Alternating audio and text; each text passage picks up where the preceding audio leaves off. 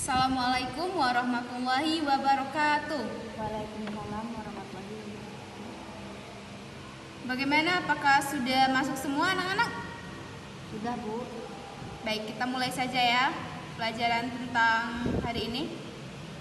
Baiklah, kita hari ini belajar mengenai cara mengevaluasi teks anekdot untuk mencari maknanya yang benar.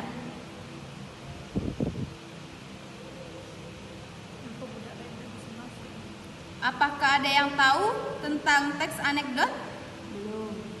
Kalau belum ada yang tahu, mari kita bahas cara mengevaluasi teks anekdot. Ada baiknya kita juga memahami pengertian teks anekdot terlebih dahulu. Dengan begitu akan lebih mudah menggali makna yang tersurat dan tersirat. Menurut KBBI 2008, teks anekdot merupakan cerita singkat yang dikemas secara lucu dan mengesankan. Sedangkan cerita yang diangkat biasanya tentang orang terkenal. Segi pesan dalam anekdot umumnya dihadirkan sebagai bentuk kepedulian terhadap persoalan yang sedang terjadi.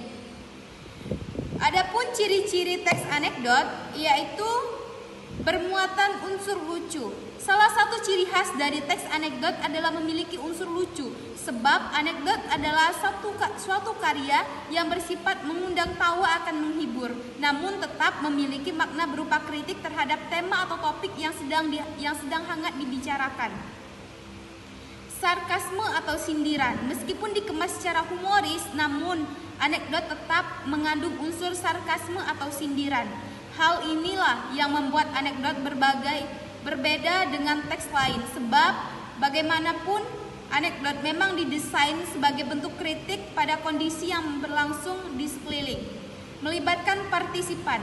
Dalam anekdot ada partisipan yang dijadikan objek untuk bahan cerita. Mengandung konjungsi.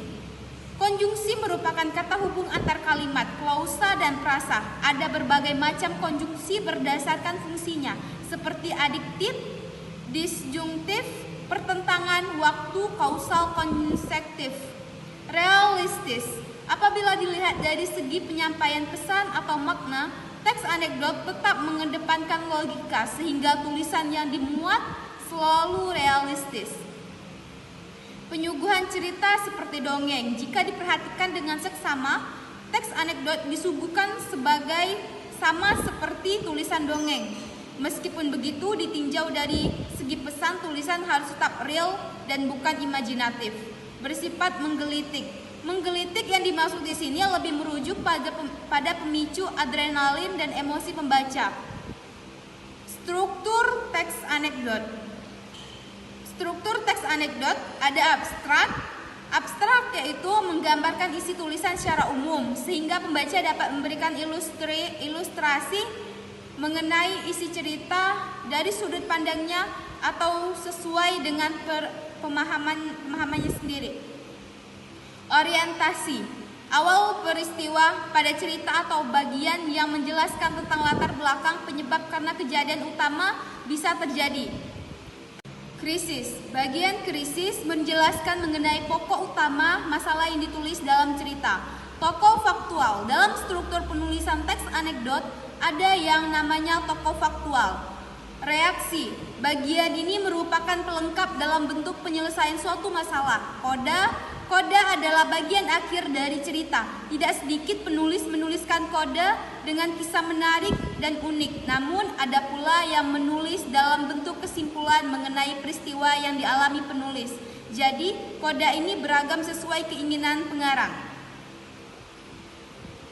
Baiklah, itu saja penjelasan yang Ibu jelaskan dari mengenai kaidah teks anekdot.